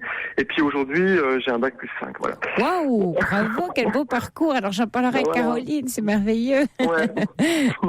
Si ça a pu vous déclencher, vous mettre le pied à l'étrier, c'est formidable. Et donc, j'ai fait tout ça pour m'en sortir parce que j'avais l'image de mes parents ouvriers qui avaient du mal à finir les fins de mois. Mon frère et ma sœur, c'était le même souci. Donc, moi, mon but, c'était d'avoir un diplôme pour m'en sortir, pour avoir un travail et puis vivre normalement, quoi. Bah, bravo, Frédéric. En tout cas, mieux. Ouais. Et puis, il se trouve que donc l'année dernière, j'ai fini mes études, j'ai passé un concours que j'ai eu et donc dans la région où j'habitais, j'avais trouvé un CDD de 6 mois. Donc après, pendant 6 mois, donc c'était bien. Bah effectivement, là, je vivais bien, j'avais un bon salaire, tout. Et puis, quand je me suis retrouvé au chômage, la peur d'être au chômage a fait que je recherchais du travail, mais dans la région où j'étais, il n'y en avait pas. Et donc, au bout de quelques mois, j'ai fait une recherche sur toute la France et j'ai atterri dans la région parisienne. Oui. Et donc, là, je suis dans la région en Seine-et-Marne depuis janvier. Et en fait, c'est un peu, c'est pas vraiment la catastrophe, mais ça la frôle, quoi. Parce que, alors, déjà, le travail va comment ? Alors le travail c'est super, franchement j'ai des collègues auxquels je suis vraiment attaché parce que c'est des gens qui sont formidables. Bon, il faut savoir que je suis travailleur social. Ouais. Et donc c'est vraiment des gens super qui ont la même motivation que moi, on est sur la même longueur d'onde. Donc heureusement que j'ai le travail parce que je pense que depuis longtemps j'aurais tout quitté pour retourner de là où je venais. Mais voilà, c'est ça le problème, c'est que mon boulot me plaît énormément, mais à côté de ça, j'ai plus de vie. J'ai plus de vie du tout, quoi. Et parce que donc, vous travaillez trop ou c'est la région? Vous voyez, c'est voilà. Ouais. Mes collègues me forcent des fois à quitter mon boulot parce qu'ils me disent que je fais trop d'heures. Là, depuis le mois de janvier, maintenant, par exemple, je dis, j'ai fait 29 heures en plus de ce que j'aurais dû faire depuis le mois de janvier. Parce que je me sens bien qu'au travail en fait, parce que j'ai pas de vie ici, j'ai plus d'amis. Quand je suis arrivé dans la région, j'ai dû tout recommencer au niveau du logement parce que j'avais tout laissé je vais à Metz, quoi. Ouais. Donc j'avais tout laissé dans cette ville quand je suis arrivé dans la région. Donc j'ai dû me racheter tous les meubles et tout, mais en fait, ce que j'avais pas calculé, c'est que la vie en Ile-de-France est excessivement chère. Ouais. Et donc avec le salaire que moi je me faisais à Metz, ici, j'ai l'impression, c'est comme si j'avais été au RMI. J'exagère peut-être, mais en tout cas, une fois que j'ai payé mon loyer, ma voiture et mes assurances, j'ai plus rien. Donc le boulot est extraordinaire, mais le cadre de vie, c'est atroce. Et j'ai l'impression, en fait, que j'ai fait tout ça. Enfin, j'ai repris, j'avais fait des études avec la foi en me disant que j'allais m'en sortir. Et en fait, je me retrouve encore pire que quand j'avais pas de diplôme. Oh bah non, vous pouvez pas dire ça, Frédéric. C'est pas ça, mais c'est que moi, à l'époque où j'avais pas de diplôme, j'avais des petits boulots où je travaillais dans la restauration. Oui, et vous étiez plus heureux, c'est ça, vous voulez dire au quotidien? Je pouvais sortir, m'acheter des habits quand c'était les soldes. Je me souviens même d'être parti plusieurs fois en Tunisie. Là, c'est impossible, quoi. C'est impossible. J'arrive même pas à retourner à Metz voir mes amis parce que voilà, c'est la question que j'allais vous poser. Ça coûte tellement cher aussi de prendre la route. Et puis, si j'y vais, il faudrait que ce soit moi. Parce que je vous dis que la profession que j'occupe, j'ai énormément de jours de libre. Et qu'est-ce qui fait que vous n'arrivez pas à vous développer un réseau d'amis en Seine-et-Marne? Parce que au bout d'un moment, je trouvais pas d'appartement et en fait, on m'avait prêté un logement que j'ai dû rendre en juin. Et au bout d'un moment, à force de trouver, c'était soit j'allais à l'hôtel, soit je prenais les appartements qu'on me proposait. Et puis en fait, ils sont tellement chers, quoi, que j'ai pris un appartement. Et qu'en fait, c'est l'appartement qui me prend En fait, je paye la moitié. Et une colocation avec J'y avais pensé, mais en fait, c'est vrai que j'étais un peu réticent. Ouais. Maintenant, je regrette, quoi. Et c'est pas encore possible, non? C'est plus possible de... Vous voyez, d'adapter. Vous voyez, d'essayer de... Parce que là, la façon dont vous me le décrivez au départ, c'est tous tes problèmes. Puis vous voyez, quand on regarde une situation en se disant... Et vous voyez, en défaisant les choses, on se rend compte que tout ne pose pas problème. Alors après, à force... On m'a proposé la colocation, mais voilà, enfin, le souci, c'est que j'ai 30 ans. Et que oui, vous n'avez pas envie d'être... Oui, je comprends. Vous aspirez à une vie... Et vous recherchez à Metz en même temps que vous avez un pied en Seine-et-Marne, éventuellement? Est-ce que ça, c'est envisageable? De rechercher du travail à Metz? Oui. Voilà, alors mes collègues m'ont dit pourquoi si ça va vraiment pas, parce que les seules personnes avec qui je parle, c'est eux. Hein. Ouais. Parce qu'en plus, j'ai atterri dans un village. Donc moi qui n'ai jamais vécu en village, j'ai toujours habité en ville, je me retrouve dans un village. Et vous sortez donc, avec vos collègues, vous faites des choses le week-end, vous retrouvez? Non, j'ose pas trop, en fait, j'ose pas trop leur demander ça, en fait. Et pourquoi, si vous entendez bien? Oui, parce qu'en fait, peut-être que j'essaie de pas trop les embêter avec ça, quoi. Ah oui, mais... Je ne dis pas que je fais rien, que je suis tout seul ou des trucs comme ça, quoi. Et oui, mais c'est en demandant, vous voyez, ça s'apprend, vous voyez, de savoir demander de l'aide à un moment donné où on est un peu seul. Et vous, si vous entendez bien, vous leur feriez sûrement un immense plaisir. Parce que franchement, je dis, c'est ce que je disais à la personne qui reçoit les appels. Mes amis m'ont dit, écoute, Frédéric, quitte ton travail et puis personne t'oblige à rester là. Mais vous voyez, je ne sais pas si c'est une solution. Parce que mon travail me plaît tellement que, en plus, je sais qu'actuellement, dans la société à laquelle on est, avec la crise économique, et maintenant c'est tellement dur de trouver du travail. Et puis certains qui travaillent ont une vie. Faut voir comment les gens. Je suis conscient de ce qui se passe autour de moi. Je vois très bien la qualité de travail que les gens ont. Je fais partie des rares personnes aller au travail super heureux, quoi. Ouais, c'est énorme ça, c'est énorme, Frédéric. Et moi, j'ai pas envie de laisser tomber ça. Oui, donc en fait, à vous entendre, vous voyez, il manquerait effectivement donc toute la partie à développer maintenant, sociale, amicale. Alors je comprends qu'il y a une histoire de moyens, donc c'est sûr que de s'inscrire dans des activités, ça peut demander un peu d'argent et peut-être que vous en avez pas les moyens. En fait, je m'étais inscrit sur un site qui s'appelle OVS, c'est un site pour sortir. Les gens ils proposent des activités, il faut y aller. Mais le souci, c'est que comme j'habite à la campagne, c'est soit je prends la voiture, soit je prends le RER qui coûte une fortune aussi, ce truc-là. Et donc, mes sorties, il faudrait prévoir environ 50 €. Quoi. Et l'associatif, Frédéric, dans quelque chose ou sportif? Vous n'avez pas un sport qui vous passionne? Si, je suis passionné par le badminton. Ouais, trouver des amis. Il y a ça, et puis à partir du moment où vous dites qu'au travail ça se passe très bien, vous savez, souvent les premiers amis qu'on se fait dans une région sont les collègues de travail. Ils peuvent être heureux de vous accueillir chez eux. Peut-être qu'ils pensent que vous êtes très occupé. Pardon? Non, ça s'est déjà fait. Oui. Parce que je pense qu'ils se doutent quand même. Je viens d'arriver, ils savent d'où je viens, donc ils s'imaginent. Mais vraiment, c'est des gens formidables. Je veux dire, quand j'ai emménagé, une collègue m'a donné tout ce qui était vaisselle. Vraiment, il n'y a aucun souci. Mais j'ai pas envie de, comment dire. C'est vrai que j'ose pas trop les embêter avec ça en disant voilà. Je me dis, eux, ils ont leur vie, peut-être que. Mais vous les embêtez peut-être pas. Ils ont peut-être envie de voir d'autres personnes que des collègues de boulot le week-end ou j'en sais rien. Enfin, je sais pas. Oui, mais c'est toujours pareil. Tant que vous n'avez pas essayé ou tendu une main, vous savez, ils peuvent se dire la même chose de leur côté. C'est tout le problème des... Le truc, c'est que je travaille dans le social. C'est ça qui me fait honte. Quand je travaille dans le social, j'arrive même pas à établir... Ah, Frédéric, mais non. Mais non, ça n'a pas de lien de cause à effet, vous savez. On a tous... on a beau avoir certaines professions, ça ne veut pas dire qu'on est exempt de certaines difficultés. Non, ça n'a rien à voir. Non, ce que je crois par contre, c'est que ce serait mieux de résoudre, vous voyez, ce souci-là aujourd'hui, là où vous êtes, que de partir en le laissant derrière vous. Vous avez plus à gagner dans votre développement personnel, dans votre chemin de vie, de résoudre ce qui vous arrive aujourd'hui, que si vous partez, c'est une fuite. Et en plus, vous avez un élément qui va vous aider parce que vous avez un point d'appui, qui est le fait que vous soyez bien dans votre travail. Donc, appuyez-vous sur ce point-là, qui est un point important, pour vous projeter dans les, vous voyez, dans ce qui vous manque, dans les cases qui vous manquent dans votre vie, et notamment ce qui manque le plus, en fait, c'est d'abord, c'est vrai, c'était les amis. Ça, c'est vraiment parce que je pense que là où j'habitais, on était un cercle d'amis très soudés, j'avais mes repères. Et c'est vrai que finalement, quand on change de région, malgré qu'on soit dans son propre pays, on est quand même déraciné de quelque part. Et puis, je suis resté 30 ans dans la même ville. Et vos amis de Metz, ils peuvent pas venir vous voir? Alors, c'est joli, la Seine-et-Marne. Oui, mais je suis à la campagne. Alors, du voilà. coup, c'est des gens de la ville, ils sont pas trop intéressés. Oui, parce que le problème, c'est que si c'est vrai qu'au départ, j'ai une copine qui était venue me voir, mais bon, le problème, c'est que pour aller à Paris, il faut prendre la voiture. Donc le périph', c'était un bordel. Elle m'a dit, Fred, elle devait rester une semaine, et au bout de 3 jours, elle m'a dit, ah non, c'est pas possible, quoi.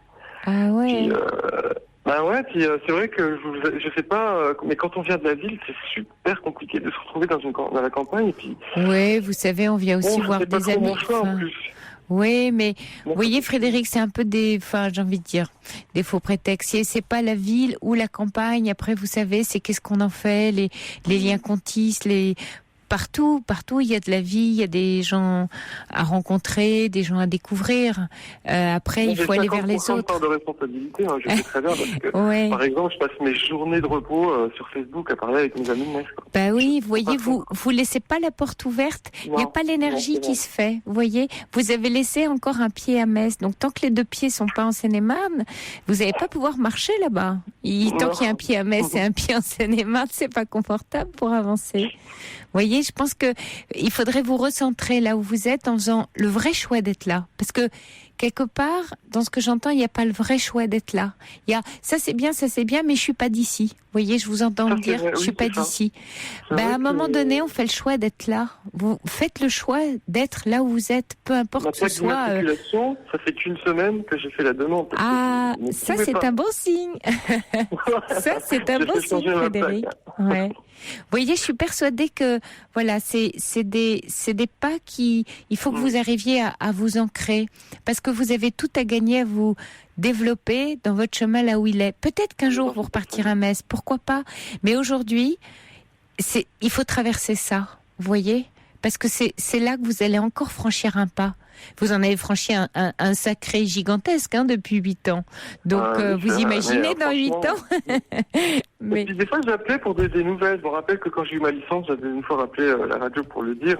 Et puis c'est vrai que Caroline Dimanche était contente. C'est extra. J'espère que ça, parce qu'il y a des personnes qui avaient le même problème que moi et qui avaient peur de se lancer. Puis il y a eu beaucoup d'appels de gens qui se disaient je vais me lancer. Après, voilà, j'espère que ces gens-là aussi ont fait le choix là, parce que franchement ça m'avait. Je regretterai jamais d'avoir fait ça, parce que vraiment ça m'a sorti de j'ai l'impression d'avoir mûri, de m'être enrichi de plein de choses quand j'ai fait des études. Mais vous j'étais pas parti pour, Ben oui, c'est d'autant plus méritant. Mais voyez, aujourd'hui, voilà, il y a encore une autre étape, là où vous l'attendiez pas, un peu plus personnelle. Vous avez développé toute votre richesse sociale, vos compétences. Maintenant, il va falloir vous développer plus personnellement. Alors, c'est un autre travail, d'un autre ordre, mais voilà, il n'y a aucune raison que vous y arriviez pas. Et puis, vous voyez, vous avez déjà identifié les freins que vous vous mettez. Alors, il va falloir lâcher les freins. La plaque d'immatriculation, c'en était un. Hop. Maintenant, on va y avoir un peu moins d'heures sur Facebook à Metz, et puis un peu plus d'intérêt pour ces collègues avec qui vous entendez bien. Vous savez, souvent, on se fait des amis dans le travail. Il n'est pas rare qu'on les retrouve le week-end, le soir, pour partager des choses. Et puis, ceux-là vont vous amener à d'autres gens, et ainsi de suite. Non, mais c'est vrai. Mais là-dessus, j'en suis conscient. Là-dessus, je sais que parce que je pense qu'autour de moi, beaucoup de gens travaillent dans des conditions qui sont parfois lamentables, mais ils n'ont pas le choix. Alors que moi, je fais un boulot qui me plaît, c'était une vocation, et j'ai en plus de ça des collègues avec qui ça se passe très bien. Donc quelque part, c'est pour ça que j'avais un peu honte. Je me dis, je me plains pas. Je me plains pas, mais comment dire, c'est... Non, il n'y a pas de honte à avoir, Frédéric. C'est matériel, en fait, qui me dérange le plus, c'était de me retrouver seule dans cet appartement, en fait. Oui, j'entends, mais vous savez, il n'y a pas de honte à avoir à traverser par moments dans sa vie des périodes un peu difficiles où on a du mal, où on n'est pas très fier, on aimerait bien faire autrement, mais malheureusement, on en souffre un peu. Il n'y a pas de honte, Frédéric. Il n'y a pas une difficulté ou une souffrance, qui en vaut une autre. C'est pas comme ça que que ça marche, c'est la vôtre, elle vous appartient, elle est tout à fait légitime, honorable.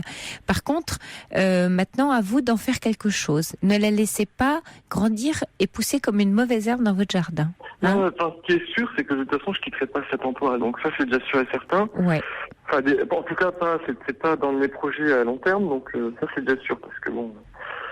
Et puis non, parce que je suis engagé, j'ai des choses, j'ai pas fini de faire. Voilà.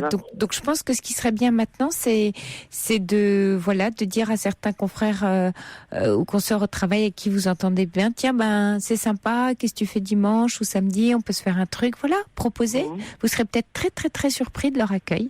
Ils seront très contents peut-être de partager un repas, une soirée avec vous. D'accord, Frédéric ? D'accord. En tout cas, allez, merci beaucoup. on fait l'essai et puis vous rappellerez Caroline. Ouais. D'accord. Allez, bon courage, Frédéric. Au revoir. Soirée, merci de nous avoir appelés. Au revoir. Sophie Peters sur Europe 1.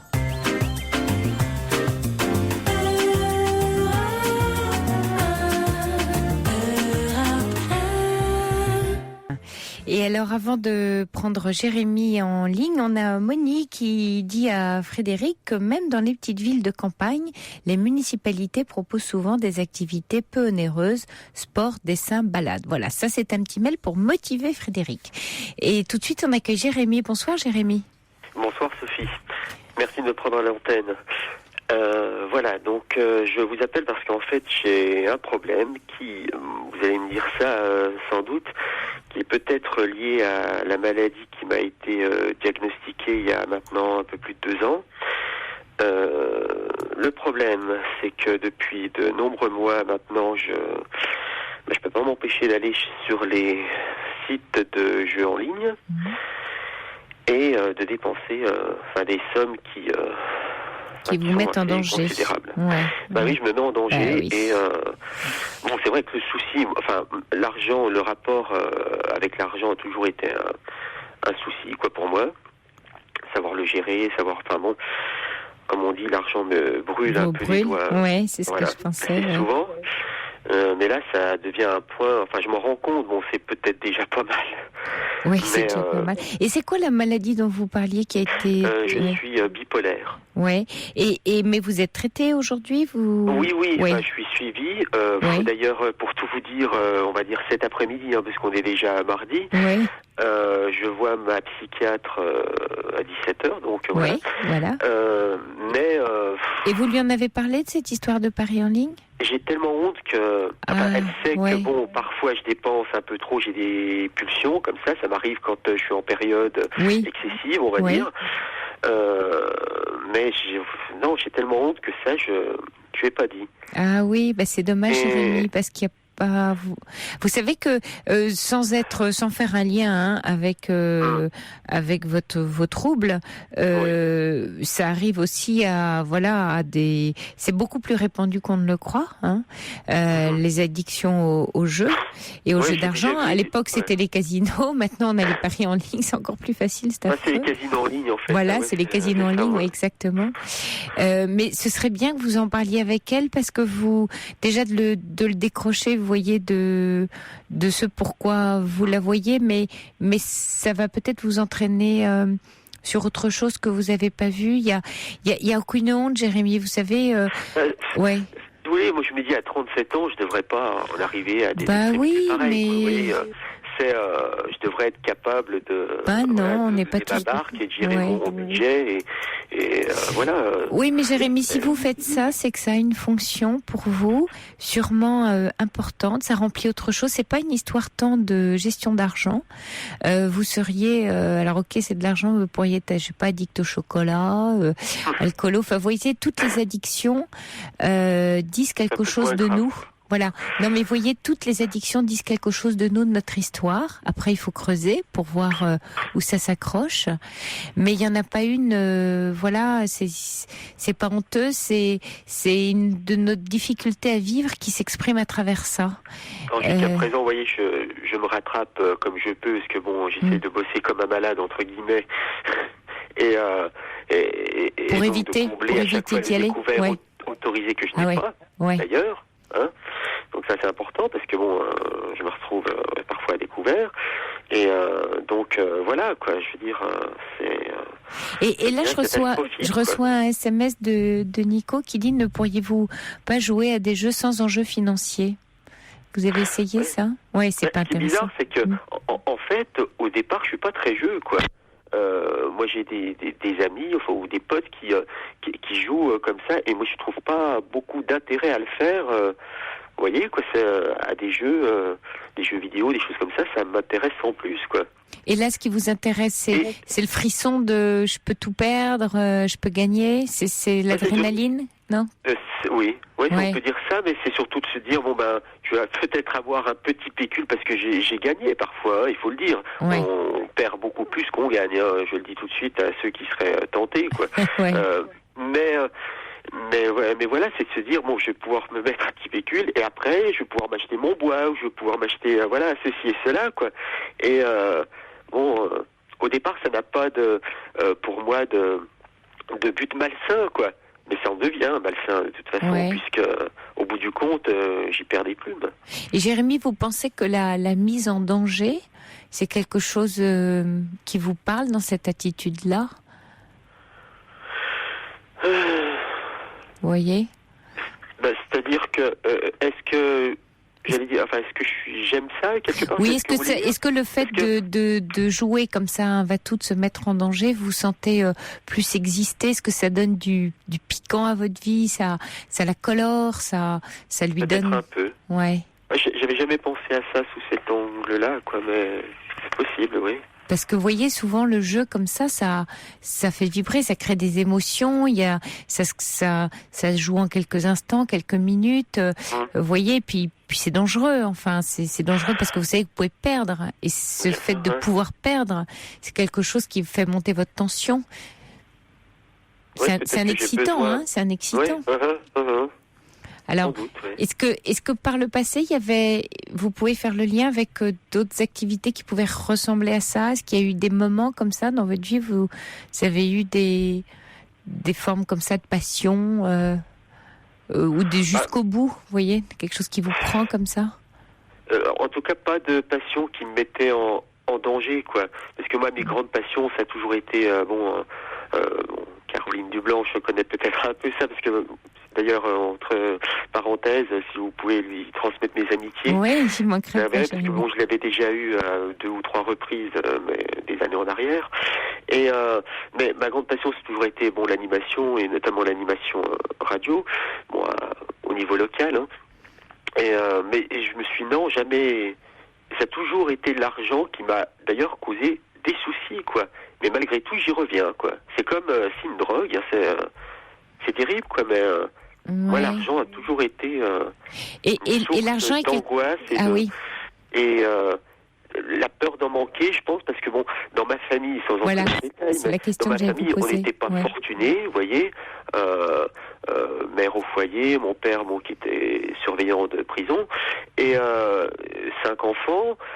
Donc voilà, quoi. On a vécu normalement, mais sans avoir énormément de choses. Et je pense que peut-être que c'est lié, je sais pas, hein, c'est possible. Et c'est vrai qu'avec ma psy, on n'a jamais véritablement travaillé sur ce sujet-là. Ce serait bien, ça. J'ai pas été très explicite, quoi, il faut bien le dire, quoi. Oui, ce serait bien que vous en parliez avec votre psy, parce que ça va vous permettre aussi, ce que je vous disais tout à l'heure, d'aller sur un autre chemin, justement par rapport à votre famille. Est-ce que c'est une façon de couper quelque chose par rapport à votre famille où c'était important, ça avait une valeur, et c'est une façon de dire moi j'ai décidé que ça n'en avait pas? Parce que vous savez, quand on joue au jeu d'argent, c'est aussi une façon de dire que l'argent n'a pas de valeur, hein. C'est la mettre, vous voyez, on la met à une autre place, là, hein. Pouvoir gagner. C'est très paradoxal. Oui, c'est très paradoxal, c'est très ambivalent. C'est très paradoxal parce que on nous a inculqué, mes sœurs, mes frères et moi, justement de certaines valeurs, et notamment pour l'argent. Oui, mais ça vous empêche pas.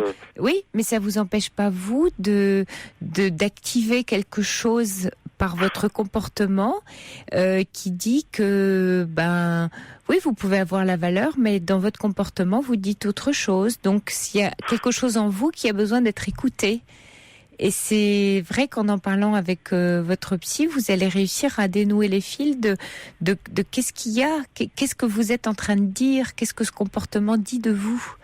C'est important. Étrange, là, quelque chose me revient en mémoire, mais en fait, pardon, je vois qu'il est bientôt 1h du matin non, mais c'est bien. pour vous, mais c'est qu'en fait... j'étais assez économe jusqu'à l'âge de 25 ans, quoi, à peu près. C'est-à-dire l'âge auquel j'ai quitté. Bon, j'étais un peu un Tanguy. Auquel j'ai quitté mes parents, quoi, pour m'installer. Et c'est à ce moment-là que ça a basculé, quand vous êtes retrouvé seul? Parce que j'avais de l'argent quand même de côté. Bon, j'avais fait un livret A, j'avais un compte en banque. C'est une nouvelle liberté, alors, peut-être, Jérémy. Après, le travail aussi, parce que pendant pas mal d'années, j'ai été en CDD puis en CDI à temps partiel modulable, donc je devais faire le yo-yo avec mon salaire qui n'était jamais le même. Et voilà, quoi. Puis après... Il y a peut-être quelque chose, là, à vous entendre de l'exercice, vous voyez, oui, d'une nouvelle liberté. En tout cas, Jérémy, on s'approche, là, bientôt du flash d'1 heure et de la fin de l'émission. Mais je vous encourage, comme vous avez rendez-vous tout à l'heure, maintenant. Mais j'espère que vous allez dormir un peu avant. Mais je vous encourage à en parler avec votre psy et de pas du tout en avoir honte, parce que là, vous avez des choses très intéressantes à creuser, hein, Jérémy? D'accord. Et puis n'hésitez pas à rappeler Caroline à l'occasion, hein, qui sera là le 23 août. Je vous en prie. Au revoir, Jérémy. Bonne nuit. Bonne soirée. Au revoir. Au revoir. Eh bien, bonsoir. On se retrouve demain à 23h. Il est 1h du matin.